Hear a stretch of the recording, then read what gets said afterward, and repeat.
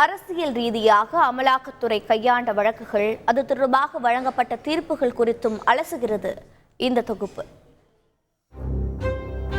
தமிழக அரசியலில் கடந்த வருடம் ஜூன் மாதம் மறக்க முடியாத மாதம். போக்குவரத்து துறையில் வேலை வாங்கி தருவதாக கூறி மோசடி செய்ததாக முன்னாள் அமைச்சர் செந்தில் பாலாஜி மீது சென்னை மத்திய குற்றப்பிரிவு போலீசார் வழக்கு பதிவு செய்தனர். இந்த வழக்கின் அடிப்படையில் சட்டவிரோத பண பரிமாற்றம் நடந்து இருப்பதாக கூறப்பட்டது.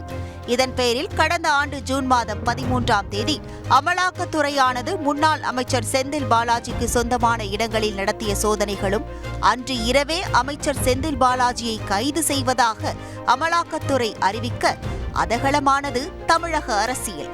கிட்டத்தட்ட 470 நாட்கள் சிறையில் கழித்த நிலையில், பல்வேறு சட்ட போராட்டங்களை நடத்திய நிலையில் உச்சநீதிமன்றம் அமலாக்கத்துறையின் விசாரணையில் கால தாமதத்தை காரணம் காட்டி செந்தில் பாலாஜிக்கு ஜாமீன் வழங்கியுள்ளது.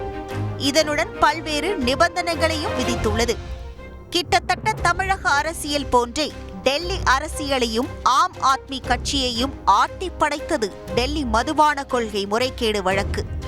அரசுக்கு கிட்டத்தட்ட 150 கோடி ரூபாய் வரை நஷ்டம் ஏற்படுத்தியதாக சிபிஐ மற்றும் அமலாக்கத்துறை வழக்கு பதிவு செய்தது. தொடர்ச்சியாக அமலாக்கத்துறை டெல்லியின் முன்னாள் முதல்வர் அரவிந்த் கெஜ்ரிவால், முன்னாள் துணை முதல்வர் மணீஷ் சிசோடியா உள்ளிட்ட பலரையும் சட்டவிரோத பண பரிமாற்றம் செய்ததாக கூறி சிறையில் அடைத்தனர். கிட்டத்தட்ட 17 மாத சட்ட போராட்டத்திற்கு பின்னர் முன்னாள் துணை முதல்வர் மணீஷ் சிசோடியாவும், 3 மாத சட்ட போராட்டத்திற்கு பின்னர் அரவிந்த் கெஜ்ரிவாலும் ஜாமீனில் விடுவிக்கப்பட்டது அந்த கட்சி தொண்டர்களிடையே உற்சாகத்தை ஏற்படுத்தியது. இதன் பின்னர் முதல்வர் பதவியை ராஜினாமா செய்த அரவிந்த் கெஜ்ரிவால் அடுத்த ஆண்டு நடைபெறவுள்ள சட்டப்பேரவை தேர்தலை நோக்கி காய்களை நகர்த்தி வருகிறார். மொத்தத்தில் இரு மாநில அரசியல் கட்சிகளையும் அமலாக்கத்துறையின் வழக்கு புரட்டி போட்ட நிலையில், அடுத்தடுத்து முக்கிய தலைவர்களுக்கு ஜாமீன் கிடைத்துள்ள நிலையில், இதன் ஒட்டுமொத்த கவனமும் வருகின்ற தேர்தலை நோக்கி கவனம் செலுத்தி வருகின்றனர்.